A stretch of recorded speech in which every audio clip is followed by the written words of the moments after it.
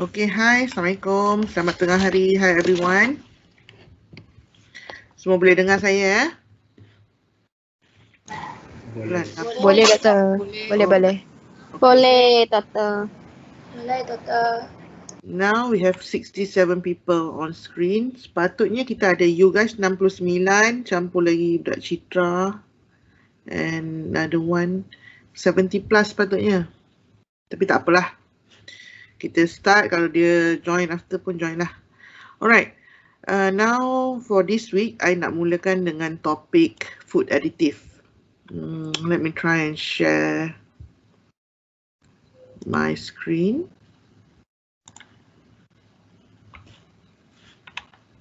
Okay, boleh nampak tak my PowerPoint slide? Boleh, Doktor. Right. Boleh. Penuh? Boleh, Doktor. Tak nampak kan my screen yang lain kan? Nampak slide je kan? Nampak slide je, Doktor. Okay, alright Jun. Nampak. Okay, so today saya nak start dengan food additive lah. Alamak, masa ni pula orang call. Kejap ya, you all.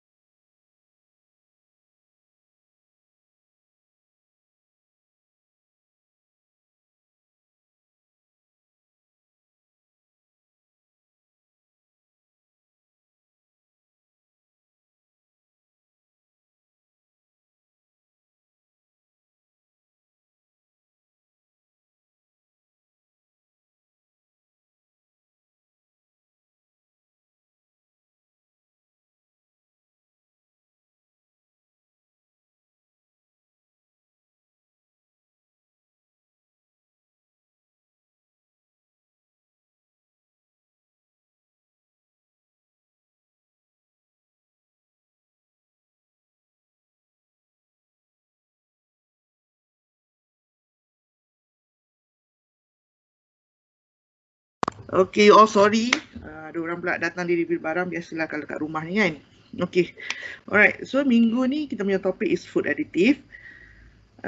Is bahan tambah makanan ya.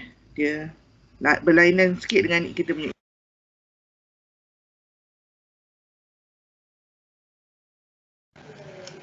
Doktor dah mute call. Oh, okay, sorry.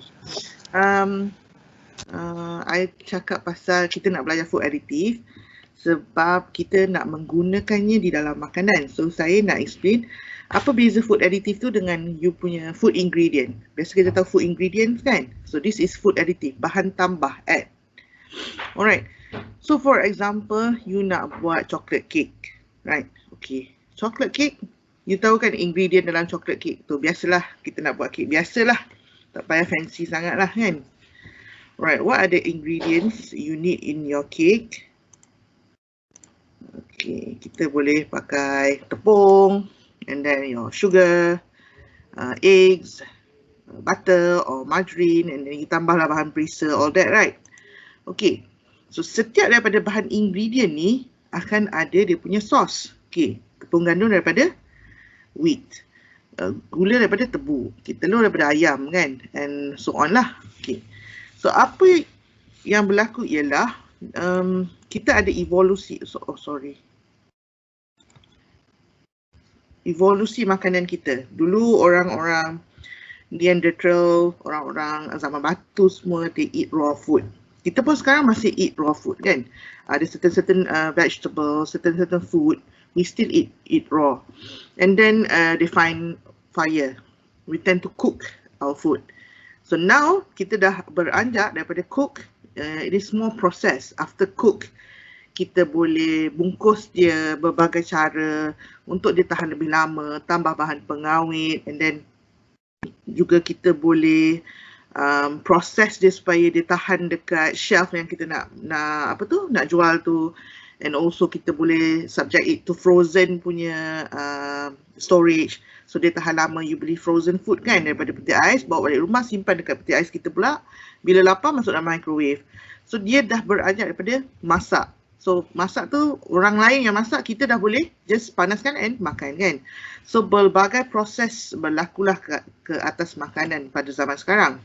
So when you walk into a supermarket sekarang rambang mata sangat-sangat banyak kan. You walk into the aisle, you katalah you pergi frozen section ke, you pergi the dry section ke, you can just choose whatever food you want.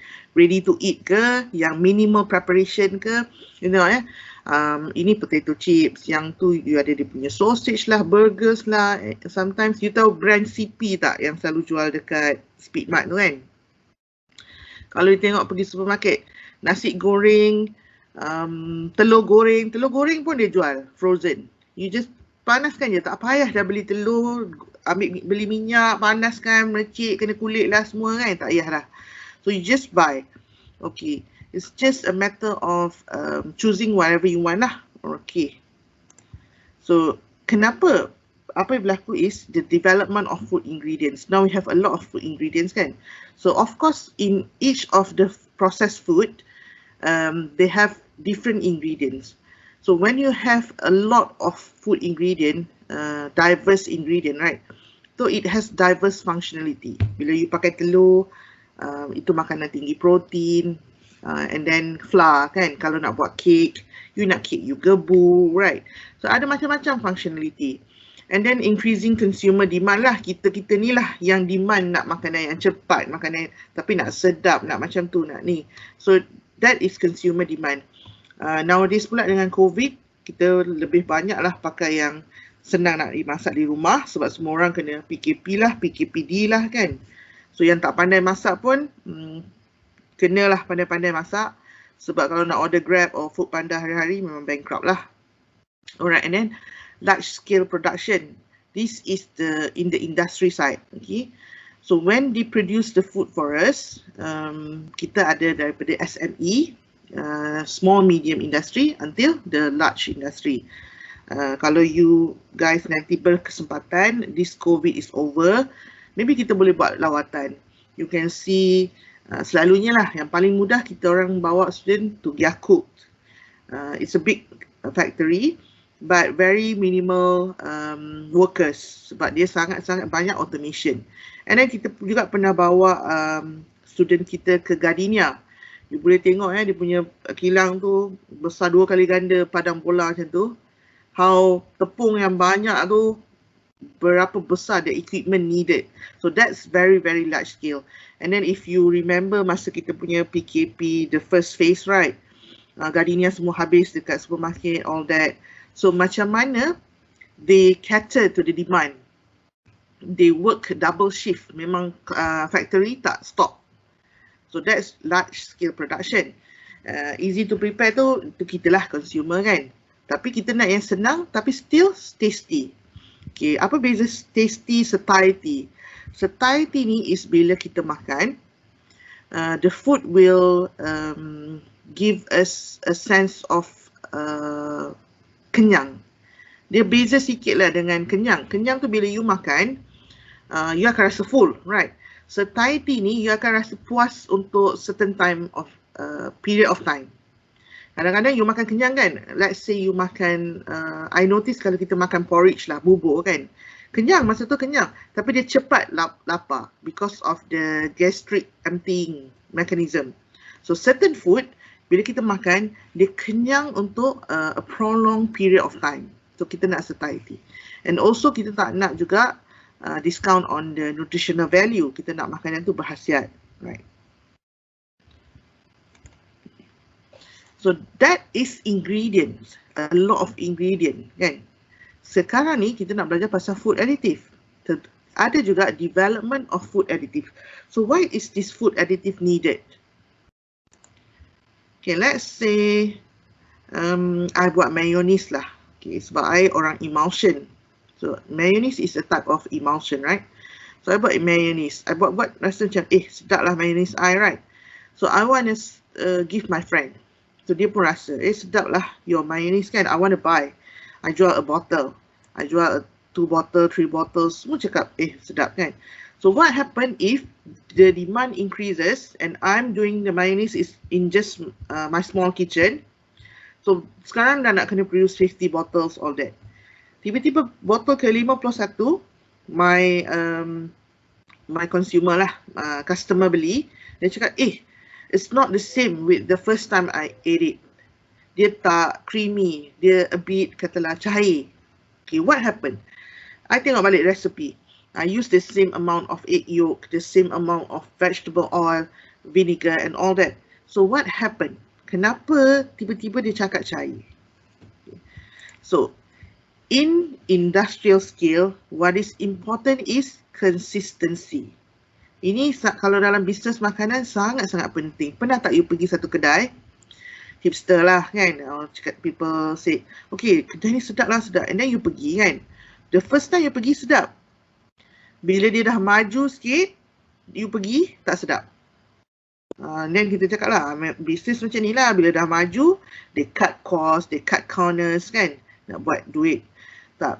The thing is, in food product, consumer nak consistency. So macam mana kita nak achieve in industrial scale?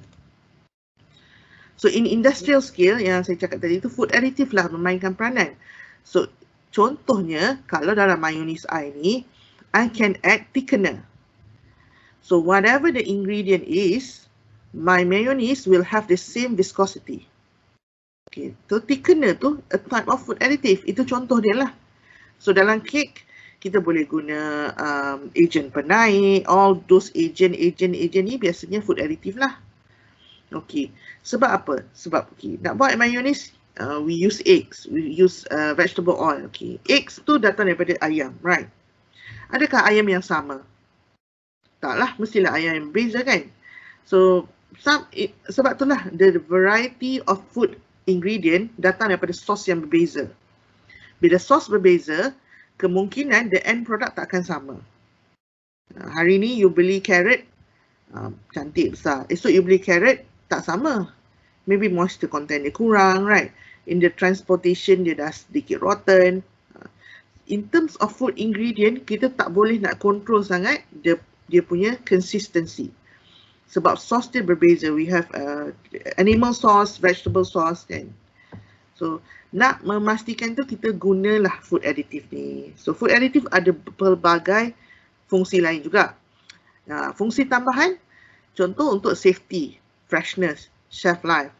Sekarang ni banyaklah tentang keselamatan makanan. Of course, in the food industry, we need to prepare the food mengikut standard or acuan yang kita latih pekerja kita. Kita ada berbagai standard. Nanti in year 3, you akan belajarlah pasal GMP, HACCP. All this is standard yang diaplikasi oleh industri. Tapi in terms of nak prolong the shelf life, tak naklah bila sampai kat consumer basi, berkulat. So itu kalau kulat tu tak berbahaya, tak apa. Cuba kalau kulat tu berbahaya, orang makan sakit perut semua.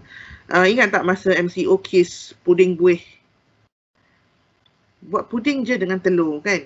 Tapi end up berapa orang mati disebabkan oleh kontaminasi telur tersebut. So that is issue pasal food safety. Sangat-sangat penting Alright. And also improve and maintain nutritional value. So saya letak sini ada peta dunia, adalah sikit-sikit gambar-gambar kicap lah, roti lah, garam lah kat sini. Ni sebab apa tau? Sebab we use food yang kita nak deliver kepada consumer lah, like bread, kicap kan. We can actually increase nutritional value of that community. Okay, I bagi contoh cerita di kicap lah. So actually kicap ni yang letak map tu dekat China. Okay. What happened was a certain region in China has this iron deficiency. So of course lah dia pun ada Kementerian Kesihatan, they alright. So when they get that data, they were thinking, okay, so what happened? Maybe certain region kadang bergantung kepada socio-ekonomi those community, right? Maybe kalau nak makan daging yang boleh contribute to iron, right? Mahal. So what the government do is they enforce that soy sauce, memang Chinese cooking banyak pakai soy sauce, right? They enforce that the producer to add iron into the soy sauce. So that can increase nutritional value towards that community. Okay, macam wheat pula, macam kita nak buat roti semua tu. in wheat processing, sebelum gandum tu jadi tepung cantik putih macam tu, a lot of processing occur. So gandum mengandungi B6 vitamin, tapi along the process dia hilang. So they add back the vitamins into the gandum. Okay, ni ada gambar garam. So certain area dulu, kalau you pernah pergi overseas or certain area in Sabah Sarawak, kita add iodine into the salt.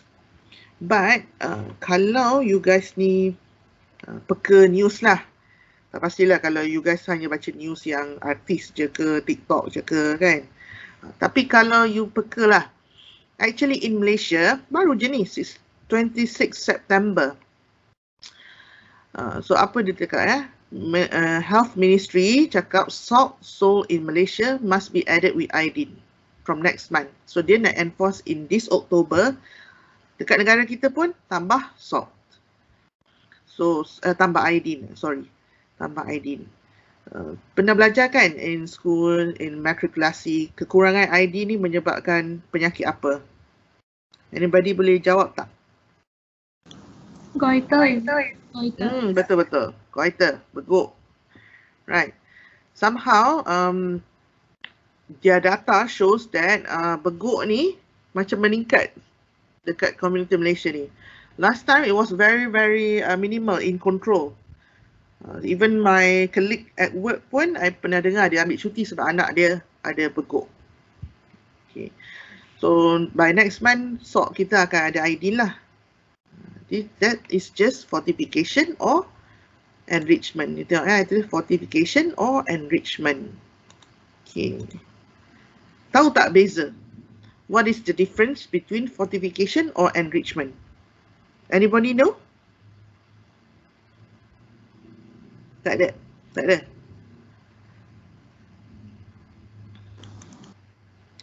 Okay. Kalau fortification, right? Nutrients that have been added to a food that weren't originally in the food.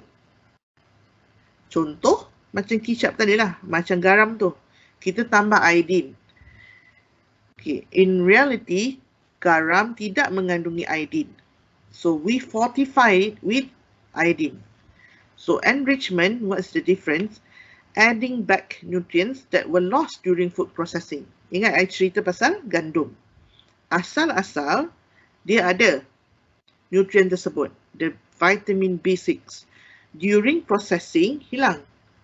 So sometimes kita during processing, we subject the ingredients to harbor, to high pressure, blah blah blah kan, processing. Some of the nutrients will get lost. You tambah balik. Okay. So that is enrichment. Okay. Kalau you baca fortifikasi kan, atau you baca dekat container tu diperkayakan, maksudnya dulu dia ada, lepas tu processing miskin, dia hilang lah maksudnya, and then diperkayakan semula. Okay, senang nak ingat kan, enrichment and fortification. So macam ni lah kalau you tengok fortified milk, enriched with vitamin A, D, E, C, macam tu lah. Okay. So another reason why to add food additive is to improve appearance and texture. Contoh texture lah, I cakap tadi pasal nak buat kek kan. Kita pakai agent penaik, untuk gummies. Kalau you cakap you buat gummy jelly, preserve, raspberry, tapi warna putih je, pucat je. You think kids will like it? Mestilah tak, right? So you put colours. You buat sauces, so you pakai thickener. We have a lot of thickener. We have pectin, xanthan gum, guar gum. Those are just examples of thickener. So itu untuk improve texture. Contoh you buat potato chips or these pretzel chips, right? Bila you kunyah tak ada pun bunyi the crunchiness tu. Tak best, right? So the audible sound of that crunchiness improve the experience of the consumer. So you nak dia sangat crunchy macam tu. Okay. So bila nak cerita dengan food ad ni, I always refer to this kalau kita nak cerita pasal food additive lah. So I always refer to Food Act 1983. You kena ingatlah as of today, you are learning food science, you akan jadi food scientist. So ini ialah kita punya buku panduan lah. This is our go-to book, whatever the product is. So dalam buku ni ada banyak-banyak regulation about a lot of product and also including food additive. So food additive is satu section, and then kalau you selak semua ada, coklat ada, teh ada, produk-produk biskut semua ada. So kalau katalah nanti you internship ataupun nanti you kerja dekat kilang kopi, nanti you akan pandai lah bab yang kopi tu. Tidak boleh mengandungi sekian-sekian, haruslah mengandungi bla bla bla. Semua ada di dalam Food Act ni.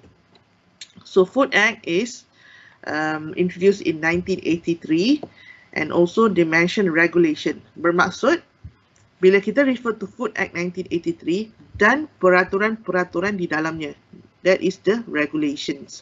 Usually we use regulation 1985.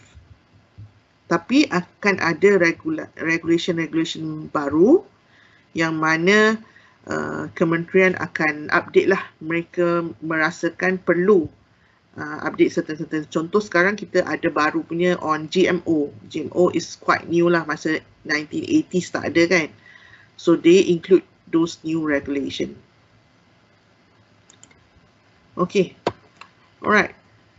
So Malaysian Food Act 1983. So if you open in part 5, okay, dia part 5 is on food additive and nutrient supplement. So this is what we are going to learn. I memang akan pergi one by one ikut Food Act punya senarai. So at least you know what is in our law. Okay, alright. So they mention food additive and nutrient supplement. So daripada 19 hingga 26A, ini ialah nombor di dalam Food Act is the food additive. It start with food additive, the definition, and then it separates into specific additive, preservative, antimicrobial agent, and so on. But I just want to tell you, this is not every food additive available in the market. If you see, okay, oh, maybe the category is just 1, 2, 3, 4, 5, 6, 7, 8, 9. No. 9 ni is just the category in our food law. Okay. Other food additive not mentioned here was lump sum into food condition. Nanti I akan explain lah as we go along. Yang mana dia pecahkan, ada dia punya sendiri macam 20 preservative. Yang mana dia orang bunch up together into food conditioner. Okay, alright. So what's the definition of food additive in our food law?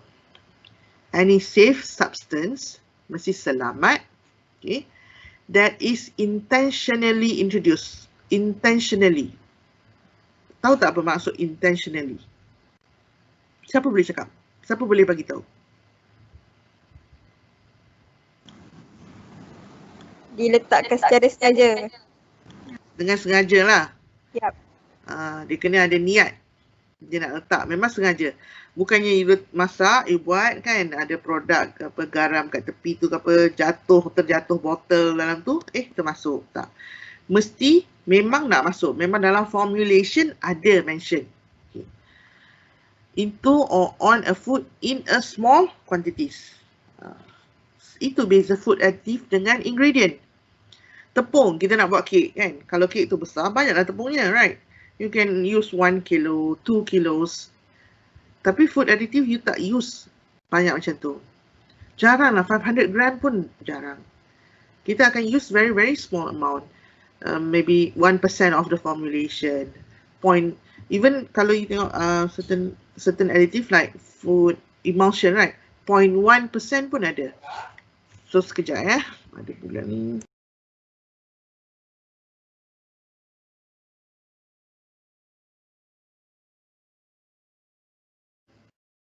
Dah nampak. Dah nampak dah. Dah nampak. Alright. Okay, so it's nampak kan? Yes. Okay, alright. in order to affect the food, bla bla bla, keeping quality ni semua. Nanti ni boleh baca. Yang akan letakkanlah dekat UTM folio. So, and also to serve any other technological function. Ini sambungan ya.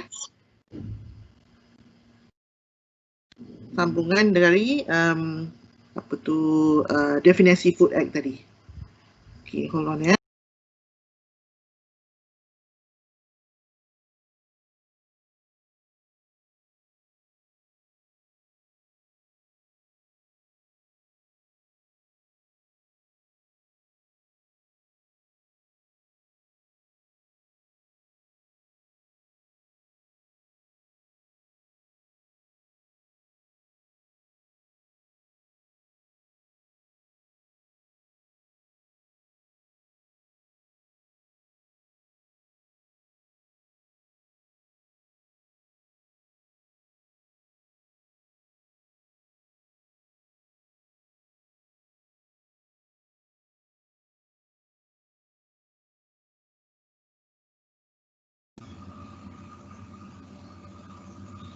Okay. Memang tak dengar ya. Dengar tak sekarang? Hello? Dengar. Okay. Dengar. Alright, and then sambungan lagi dengan daripada dalam Food Act tu, food additive shall not include nutrient supplement, incidental constituent or salt. So dia mention ya, tak boleh masuk nutrient supplement.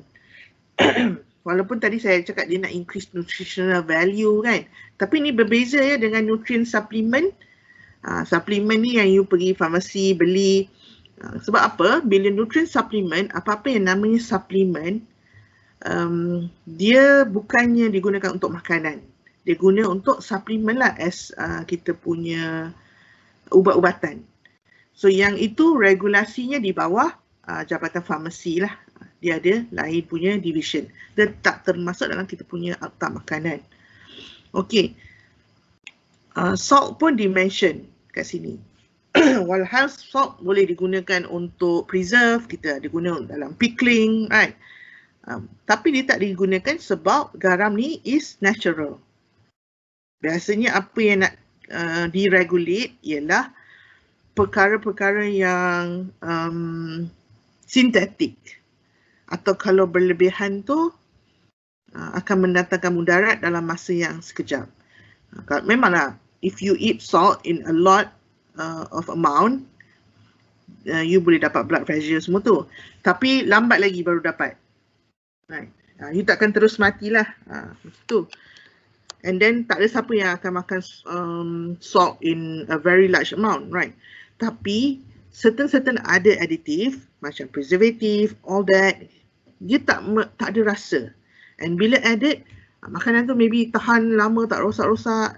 So kita makan, kita tak perasan pun. So yang tu akan regulate lah. We cannot do that. Sebab everybody is human kan. Kadang-kadang those manufacturers, bila dah banyak-banyak, dia akan aim kepada duit saja. Okay, how to make more money, right? Dia tak kisah orang sakit ke apa ke. Alright.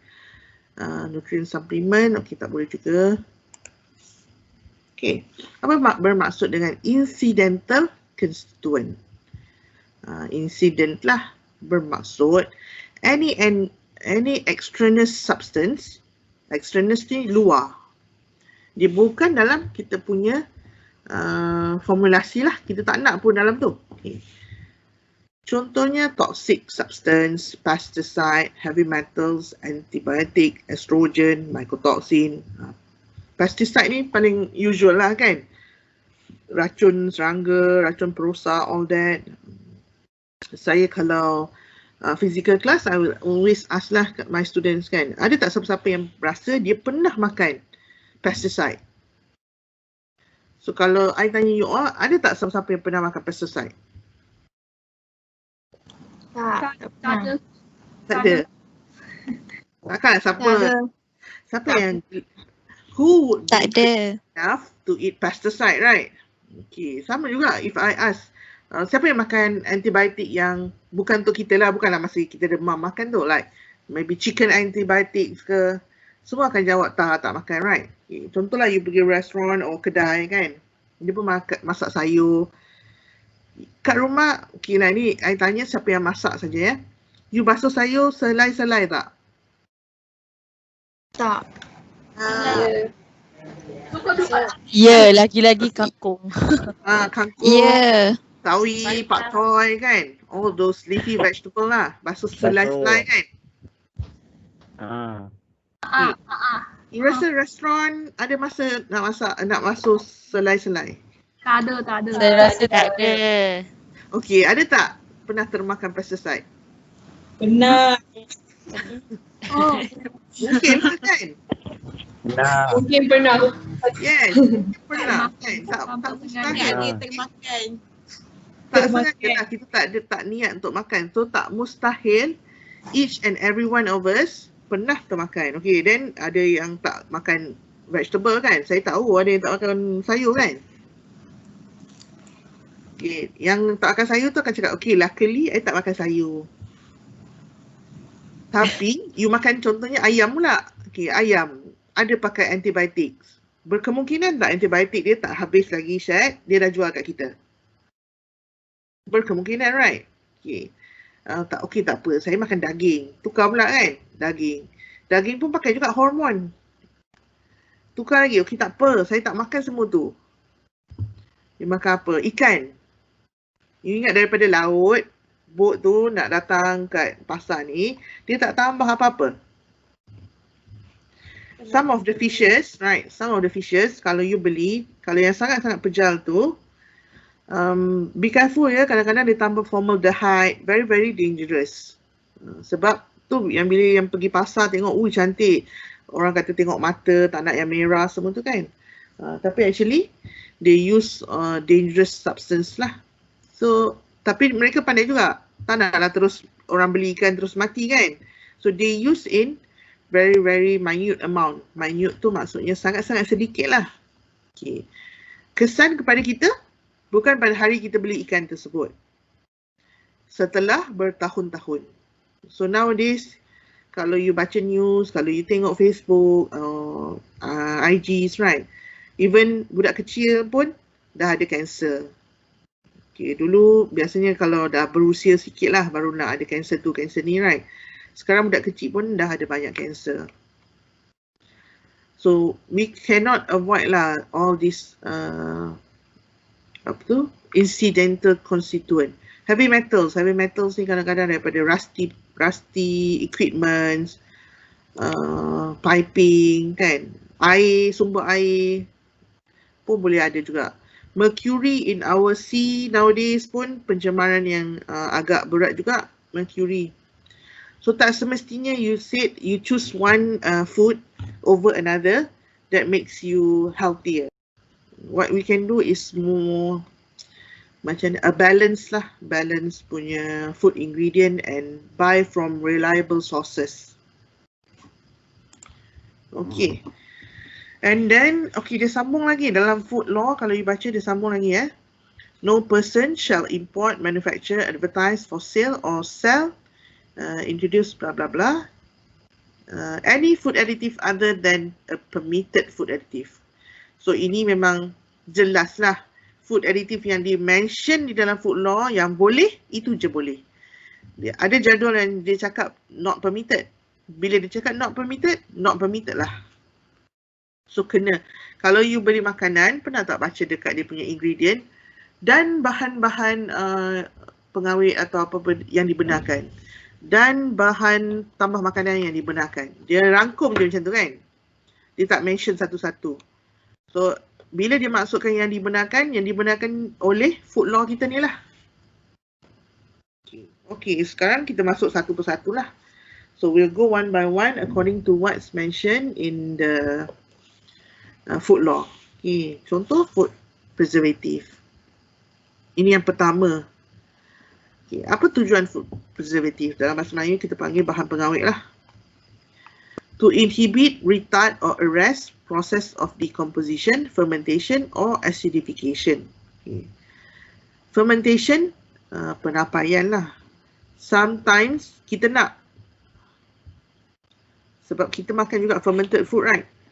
Anybody can give examples of fermented food? Wine. Okay, wine, Tapai. cheese. Tempe. Yes, Yogurt. betul. Tempe. Tapai, tempe, correct. Yogurt. Yogurt, betul. So Kicap. all those is fermented food. Yang Bekasam. kita nak. Tapi ada yang kita tak nak. So bila yang produk yang kita tak nak, kita boleh letak preservative. Okay. And again, it mentioned here, does not include herb, spice, vinegar or wood smoke. Walhal, okay, rempah ratus ni semua actually can help preserve your food. Sebab dia ada antimicrobial property. Okay. Kenapa dia mention does not include blah blah blah? Anybody can guess? Natural. Ya, betul. Siapa tu? Serta preserve untuk masa yang lama. Sebab herb, spice, vinegar tu natural preservative. Betul. Sangat betul. Sama juga case macam salt. Salt tu natural kan? Sama juga herb, spice, vinegar, wood smoke is natural. So the food law does not think it needs to regulate this ingredient. Yang dia perlu contoh kat sini macam ni lah, sulfur dioxide, sorbic acid, all these synthetic preservative. Okay. So tak apa, nanti you boleh dapat slide ni, you boleh tengok lah. Ni 6 regulation, ini memang sebiji macam dalam food law. I memang ambil sebiji lah, tak tukar apa-apa. 6 schedule, permitted preservative that may be added to specified food. Okay. Specified food di sini, bila food ni ada di dalam table ini, contoh curry paste, right? Okay, you are making curry paste and you are thinking, okay, what can I add as preservative? Look at this table. Kalau ditulis sulfur dioxide, nil. Nil ni maksudnya 0. You cannot add sulfur dioxide. Okay. Benzoic acid ada value. Okay, you can use this. But this is the maximum permitted value. You cannot go beyond this. Okay. Okay, kalau saya nak guna sorbic acid, contoh, you tengok kat sini, curry paste nil. Bermaksud curry paste tidak boleh guna sorbic acid. Okay.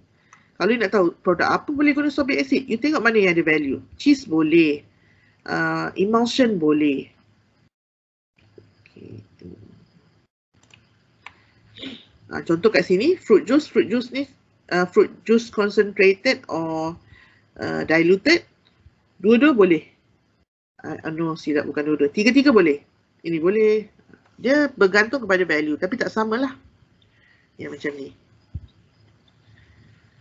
Okay, alright.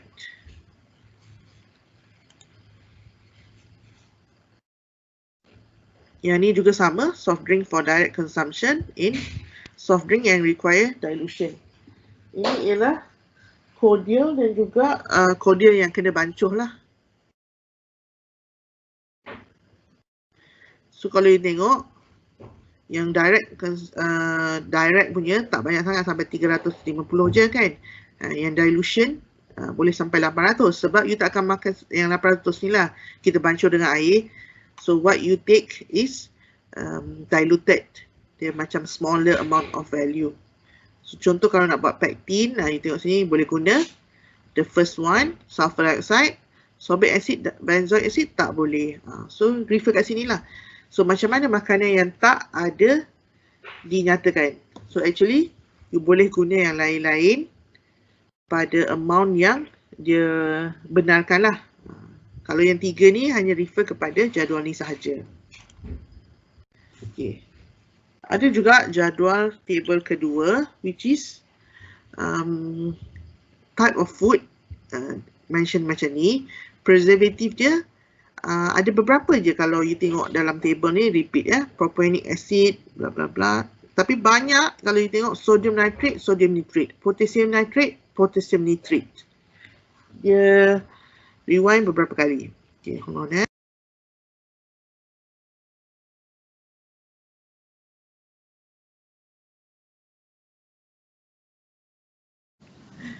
Sorry ya. Okay. You guys ada kelas lain ke pukul 1? Tak ada. Lepak-lepak je lah ya. Alright. So if you notice kan, ada certain bahan di sini was repeated a few times nitrate ni. And if you notice again, the type of product here is a lot of meat, canned manufactured meat, canned meat with other food, cured, pickled, salted meat. Okay, meat memang sangat-sangat famous menggunakan nitrate as dia punya preservative. Okay, you guys kenal tak Jamie Oliver yang chef tu? Kenal. Okay. Jamie Oliver actually sangat-sangat very promoting healthy food. Okay. So in the UK, a lot of the school canteen, school cafes, right? Dia akan buat meatloaf lah, those hamburgers, right? So, and this product bukan premium ya. Bila dia buat meatloaf, dia buat all those nuggets, meat nugget lah, burgers, right? What they use is byproduct, the trimmings. Meaning macam kalau lembu ke, kambing ke, right? They have sold the premium part kepada contohnya cafe lah nak buat steak, right? All those trimmings yang tak nak tu, barulah dia akan grind into hamburgers. So when you use all those byproduct, not so premium, a lot of it is fat. So kalau you tengok percentage dia, bila dia makan burger tu, a lot of it macam dia punya cartilage. Pernah tak beli burger yang murah yang macam banyak dia punya tu, yang keras-keras tu? Dia bukan macam daging lah. Kalau daging you boleh kunyah-kunyah telan, right? Macam, even chicken pun kan banyak yang macam cartilage tu, tepi-tepi tu kan. So those murahannya lah. So what they do is they add this nitrate or nitrate untuk menjadikan dia punya daging slurry tu yang bila dah blend tu lah macam paste. Itu kita panggil slurry in the food industry. So slurry tu akan menjadi pinkish. So you akan ada mindset that banyak daging ni. Sebab daging kan warna merah-merah kan. So sama juga macam kalau you beli burger murah lah. Compare dengan burger yang a bit premium. Kalau masak daging, this is untuk orang yang makan daging lah. Sorry Okay, untuk orang yang makan daging. Kalau you masak daging, right? Daging yang mentah is a bit pinkish, kemerahan macam tu. So that represent the myoglobin in the meat. Okay, how fresh it is, right? When you cook, daging masak warna apa? Coklat, kelabu. Coklat. Gelap-gelap. Gelap-gelap, coklat-coklat, kelabu kan? Kalau you beli burger murahan, perasan tak? You dah masak pun dia warna pink-pink juga. You bila gigit tu kan, daging burger tu, you tengok dia punya cross section. Still ada pink-pink tu. So that is a lot of nitrate and nitrate. So sebenarnya sangat-sangat tak bagus. Nitrate and nitrate has been found that can cause cancer. Carcinogenic. Kalau you cari, banyak paper dah work on nitrate and nitrate lah. So a lot of it. Okay. And then, yang ni satu lagi kriteria, antimicrobial agent. Sebenarnya, yang preservative tadi tu, antara macam mana nak preserve makanan? Antara caranya ialah kita halang mikrob lah kan. So fungsi preservative actually juga is sebagai antimicrobial agent. Tetapi in the Food Act, kita punya food law tu dia ada separate pula antimicrobial agent. Tapi bear in mind, preservative juga works as antimicrobial agent. Okay.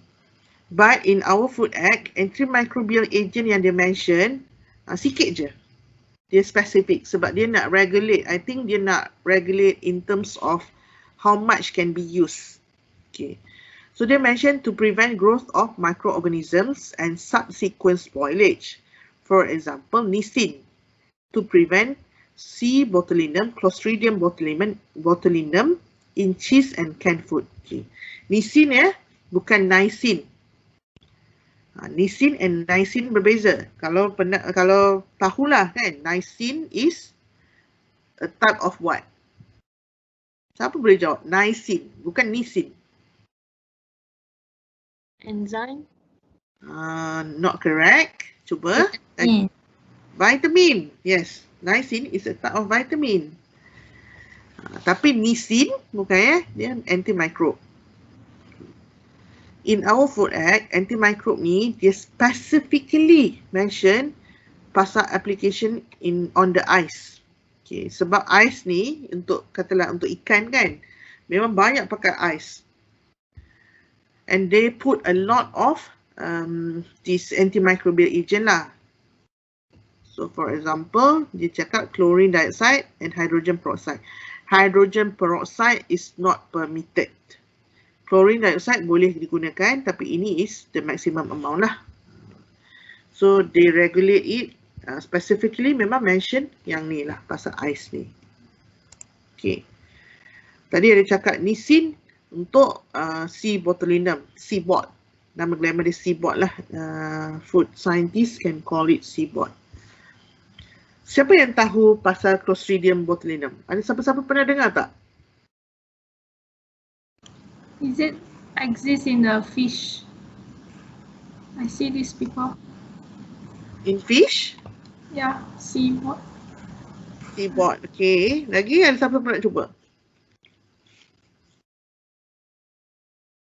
Tak ada? Tak pernah dengar? Okay. C-bot usually lah. Can be in honey, in meat product, and canned food. Ni selalulah, bukan, I nak cakap selalu tu bukanlah sangat selalu, sebab tak boleh sangat selalu ni. C-bot ni sangat berbahaya.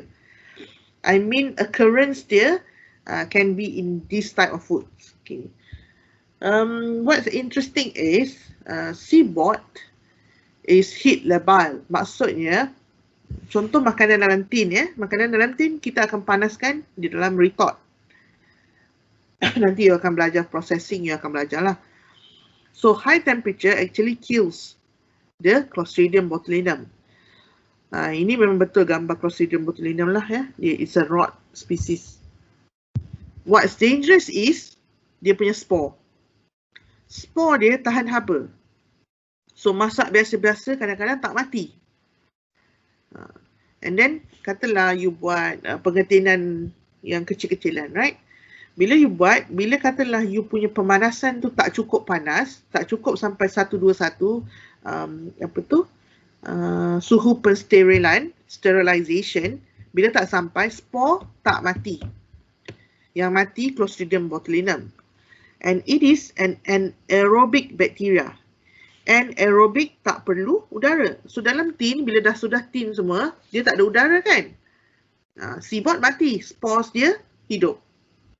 So spores dia akan start untuk grow lah. Dia grow, tin tu kemek, apa benda, bila orang makan, okay, the problem start macam tu lah. Bila you makan, C-bot has a toxin. Toksin dia dipanggil botulinum toxin. Pernah dengar botox? Pernah. Yes, pernah. Botox itulah botulinum toxin. Short form botox, botulinum toxin. Then you ask, doktor, why orang guna dekat muka untuk kecantikan semua tu kan? Okay, let me cerita sikit lah. Bila makan makanan yang tercemar, spores tu dah grow semua, Clostridium botulinum itself tak ada masalah. Toksin yang dihasilkan yang ada masalah. When you terkena makanan yang contaminated with toxin, what happen mula-mula ialah all your tongue akan start kebas, numb. Okay, you nak cakap pun susah. You slur. You tak boleh bercakap dengan baik. Okay. And then after a few hours, blurry vision. You nak melihat pun tidak boleh. And then all your anggota badan start untuk kejang. Tak boleh nak guna. Slow-slow nanti semua badan you start untuk paralyze. And last sekali, bila badan paralyze, okey lagi. You imagine your organ paralyzed. Bila organ paralyzed, especially your heart muscle paralyzed, your brain, so matilah. This is among the most potent natural toxin. Ini natural ya, dia bukan macam arsenik. Ini ialah bakteria yang hasilkan, sangat-sangat potent. Sedikit je, berapa mikrogram saja pun dah boleh membunuh an adult. Okay. So, kenapa dia gunakan bahan ini di dalam kecantikan? You tengok kalau orang pakai botox kan, dia kata dia ada crowfeet lah dekat mata, kedut-kedut kan. Kalau senyum nampak kedut-kedut. So, dia pun inject dekat mata, tepi bibir, right? Bila you bercakap dengan orang yang dah inject macam tu, muka nampak tegang, right? Macam wow, tak ada kedutan. You buat lawak ke, you trigger dia punya angle ke, muka dia sama je, right? Tak ada perasaan because dia punya muscle dekat tepi-tepi mata, tepi-tepi bibir dah paralyzed. Dia digunakan dalam amount yang sangat-sangat sedikit. Doktor kecantikan will inject, aesthetic doctor will inject it dekat your eyelines or your tepi lips, right? So it paralyzed the muscle there. Sebab tu tak wrinkle. That's why yang kalau macam we all yang Islam tidak benarkan sebab ia berasal daripada benda yang berbahaya. Okay. Okay, last lah I cerita food colouring, nanti kita sambung hari Rabu. Okay, so another section is food colouring. You see, pewarna makanan. So it can be either natural, semula jadi, atau synthetic, atau nature identical. Nanti I akan explain apa maksudnya. So tujuan dia senang lah, pakai food colouring memanglah untuk impart colour to food. Ini ialah contoh-contoh lah food colouring. Okay, contoh natural, semula jadi. Turmeric, tahu kan, kunyit, saffron, beetroot. Siapa tak tahu beetroot? Caramel, chlorophyll, hijau. Cochineal is actually serangga. Kalau dulu warna merah dihasilkan dengan serangga ni. Tapi sekarang tak payah, kita dah ada banyak colour sintetik. Okay, kalau ini is natural, okay, turmeric colour kuning kan, caramel ya ada colour brown, chlorophyll hijau. What is nature identical? Nature identical senang je. Okay, sekarang I pergi dekat satu company, I cakap saffron mahal lah, can you make a colour similar to saffron? So dia pun letaklah any chemicals yang ada colour, campur-campur, dia bagi I satu botol kan. So that is nature identical. It mimics whatever is in the nature. So that's nature identical. Katalah I nak colour coklat. Tapi I tak nak pakai coklat, mahal kan. I nak colour dia je. So I can just use the colour. Synthetic bermaksud it is produced synthetically in factory. Nature identical is actually synthetic ya, jangan confuse. Tapi boleh juga sintetik ini bukan nature identical. Contoh, I cakap, I nak buat candy lah, tapi I tak nak colour-colour biasa. I nak dia colour neon, fluorescent. I nak colour macam highlighter tu kan. Boleh. Because it's just colour. So it does not occur in nature. Yang tu is fully synthetic. Okay, alright. Kita sambung hari Rabu lah, flavorings. Ada apa-apa soalan sehingga food colouring tak? Saya ada tak soalan. Ya. Tadi kalau sekarang ni kan dah banyak macam-macam jenis colouring. Tapi tadi doktor kata kurang insects ya. Yes. Untuk buat colouring. So Colour jadi merah. kalau guna insects tu tak wujud ke jenis kuman lain kalau kita guna dalam makanan? Biasanya what they do is they extract the colour. And then dia kenalah melalui proses nyah kuman macam panaskan ke.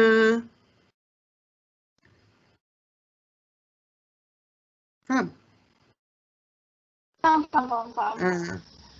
Semua yang kita beli flavor E, apa brand lagi satu, Star brand ke kan, yang coloring tu kan. So in dia punya factory, dia kena melalui proses macam ala-ala pasteurization susu jugalah kan, untuk memastikan semua colour dia selamat. Tapi bukan bermaksud semua colour tu daripada insect ya. Apa-apa pun bila you dah ada pekerja you campur ke semua, you kena juga matikan semua mikrob tu. So kena ni lah, sama ada preservatif ataupun you kena pasteurize it. Okay, Soalan lain tak? Doktor nak tanya. Ya, tanya. Yang food additive semua tu kena hafal ke? Yang mana? Macam yang sodium nitrate dalam tak payah. Tak payah As long ke? as you know as generally lah, sodium nitrate guna kat mana. Kalau table, I takkan suruh you hafal semuanya lah.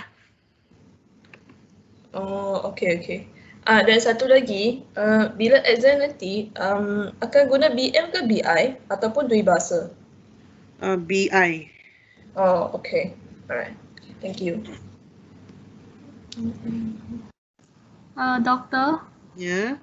I have a question. Is Yeah. food coloring dangerous to our body if we consume like a lot? Anything synthetic is not natural kan. Contoh you makan super ring dulu. Dia ada banyak sunset yellow, tartrazine because it's yellow color kan. So anything synthetic of course is carcinogenic. Maksudnya lama-lama makan mestilah ada some effect to your body because it's not natural. And if you realize kalau you beli super ring sekarang, you tengok dia tak pakai dah synthetic.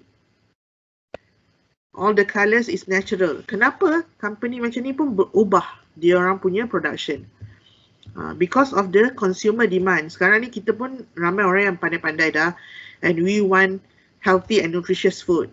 Walaupun chickadees, walaupun jajan, right? So try to go, kalau nanti boleh pergi belilah kan. Tengok your snack food. Some of it, walaupun dia colour, dia cakap it's from natural origin. Because if you consume anything synthetic, of course dia ada effect. Kalau tidak, kenapa food law nak regulate? Betul tak? Kalau tidak, cakap makanlah banyak mana pun. Oh, okay. Then if for the fruits type like dragon fruit, all this is nature, right? The color. Yes, that is natural. Okay, thank you. The peel of dragon fruit, mangosteen, nowadays a lot of research and also company is using all these ways to extract the color, all for food usage. They have nice bright purple color. Okay, thank you, doctor. Ada soalan lain?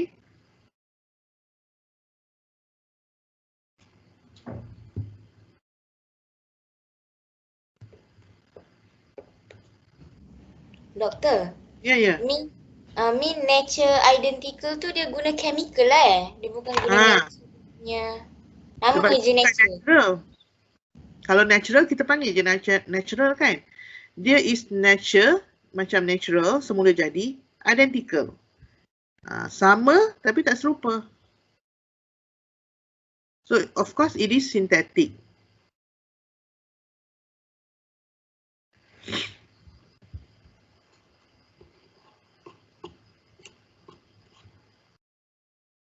Lagi ada soalan lain?